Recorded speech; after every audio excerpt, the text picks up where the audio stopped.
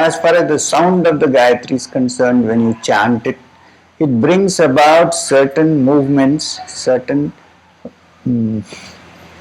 alterations of your psyche, so that your mind becomes quieter and sharper and delicate, and goes towards understanding this truth of the Sakshi, which is the Supreme Being. A spark of the Supreme Being which is in all of us, which is called the Sakshi, or the witness to everything. So you see, this little Gayatri mantra means so many things, and the chanting of it is done in the mind more than outside, because it's to do more with the inside than with the outside world. So it's chanted inside. The reason why they said it should not be revealed easily, it should not be chanted loudly and so on, is because if somebody, even if he doesn't understand it, believes in it and with great determination chants the mantra, he might acquire capacities which may not be good in his present state of moral development for the world. It's like putting a small child in a room full of dynamite, giving it a matchbox and a matchstick and saying, this is how you light it. You know what will happen. So all the prohibitions were put up for that.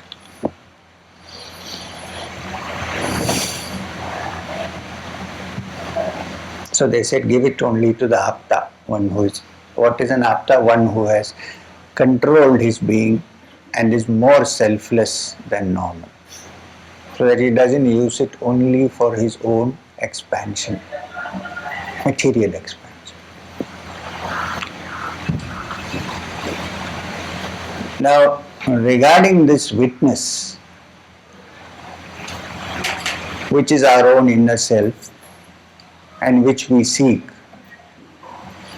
there's a lovely story in the ancient scriptures, ancient books, about the great sage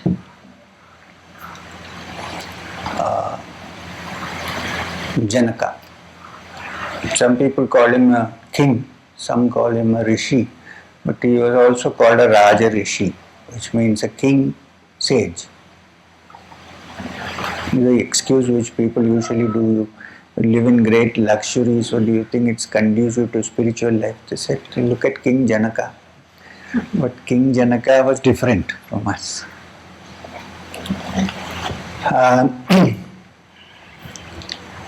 Janaka, the great sage of Videha,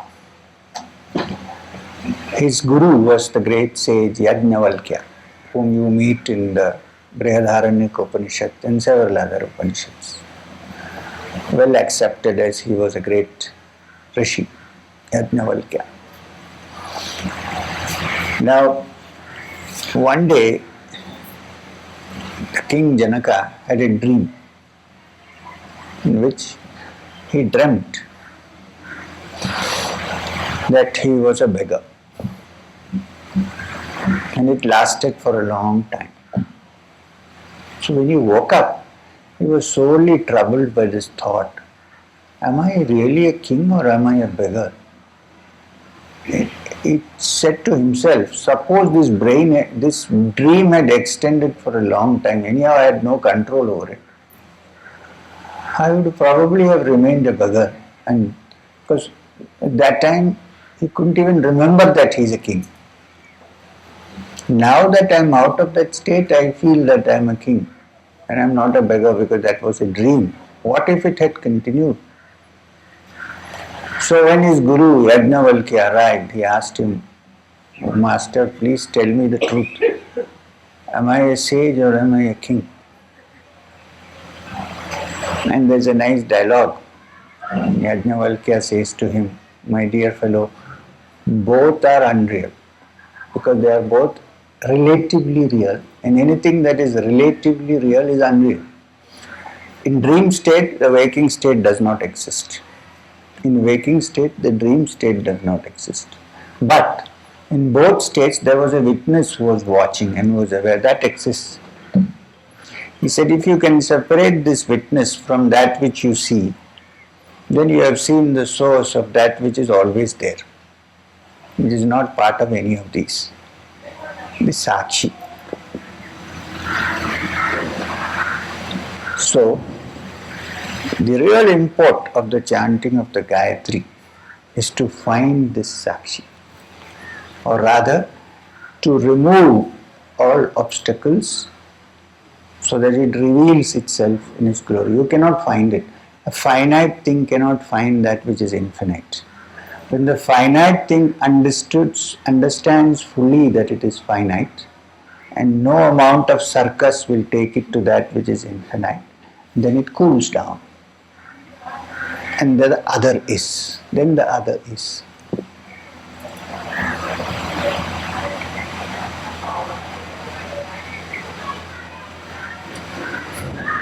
You cannot merge with it because sometimes the word merger is used. Because if an finite merges with infinite, that infinite is only a conglomeration of finites. It cannot be.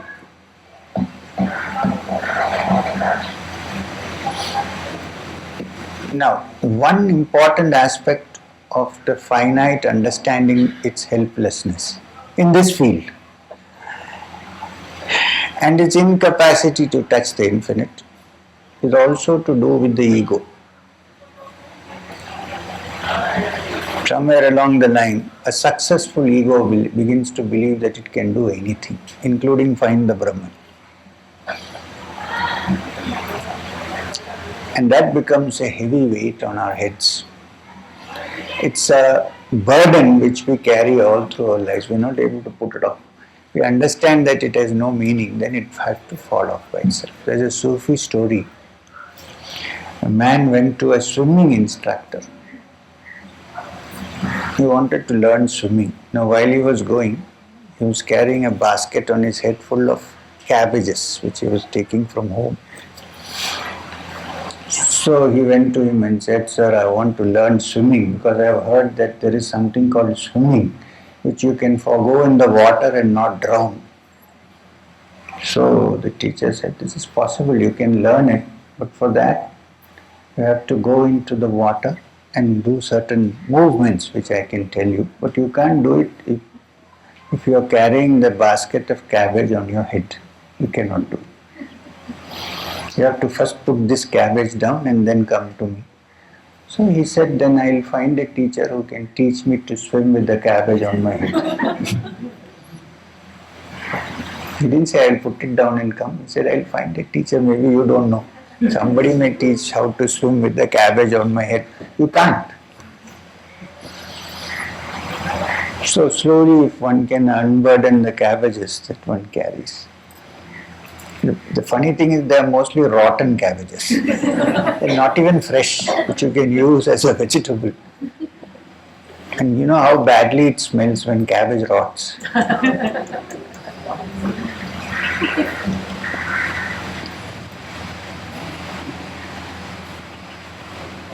Now, the last part. What is the traditional way in which the Gayatri was chanted or can be chanted?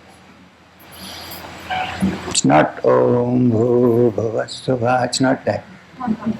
It's nice to hear in a CD in the car, but that's not the way to chant the Gayatri. It's very simple. The Gayatri meter goes like this. Om Bhur Bhuva Suvha Tat Savitur Varenyam Bhargo Devasya Dhimahi Dhiyo Yona Prachodayat. That's all. Very simple. Repeat.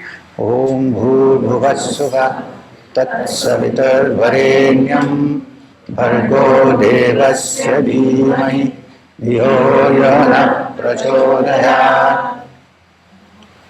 Now, when I said repeat, I said I was going to repeat. Suddenly I heard Gayatri coming from everywhere. Good. Now, the most effective way to chant the Gayatri is in silence, inside your heart. Mental chant. You may chant it a few times and then close your eyes and chant it in your heart.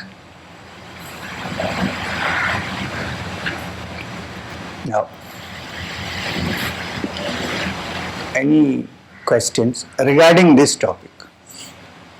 So can you repeat What? the way you chant Om Bhur Bhuvassuva. Okay, I repeat. You all heard, you all chanted properly.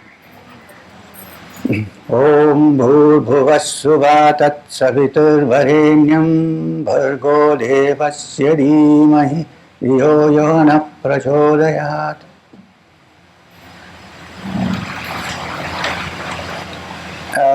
The declinations for chanting have all been put on the letters, so it goes like that. Now, please don't worry if you commit a small mistake in chanting. What will happen? Nothing will happen.